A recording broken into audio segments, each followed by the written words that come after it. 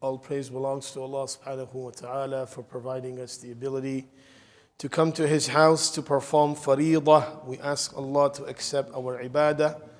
We ask Allah to forgive our shortcomings. We ask Allah to grant us the khair of this evening and protect us from all types of evil. Ameen ya Rabbil Alameen.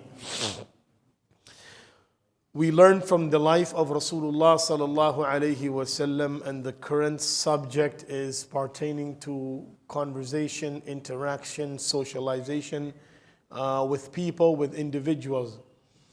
Rasulullah sallallahu alaihi wasallam said that it is not allowed for a person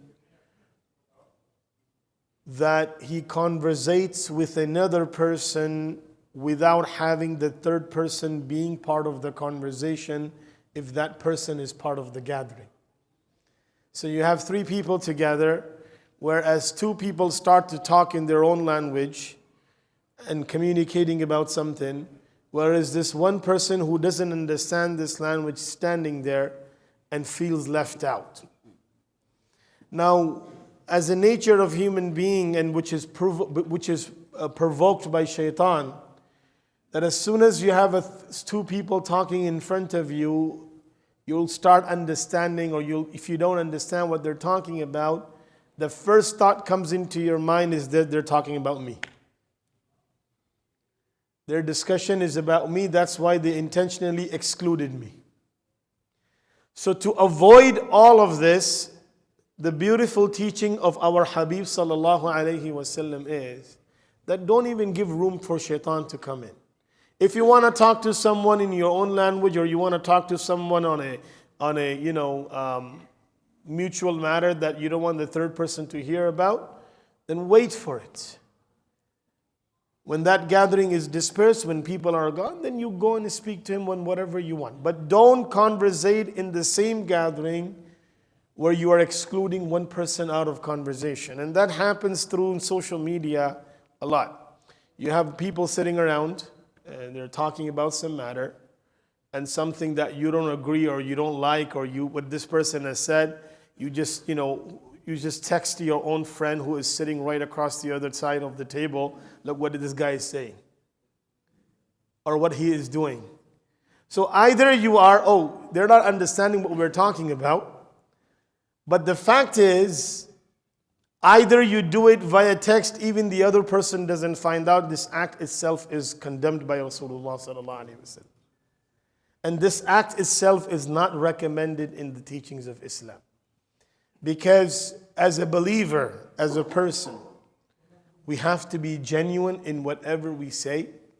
We have to be genuine in our concerns. And we have to be genuine in whatever opinion we want to give.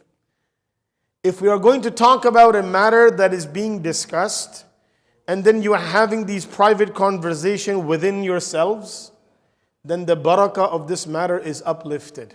Now you can decide on whatever you want to decide, but that decision will be shaitan driven, not the mercy of Allah or the nusrah of Allah driven.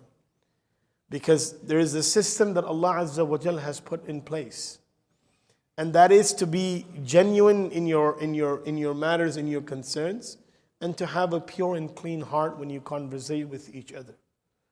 And a pure heart is, we will have discussion and we will leave it to discussion.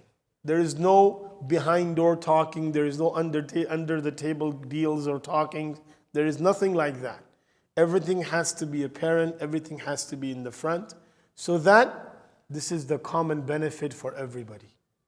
And this is from the teachings of Nabi sallallahu alaihi wasallam, that when we conversate with each other, be aware of your surrounding.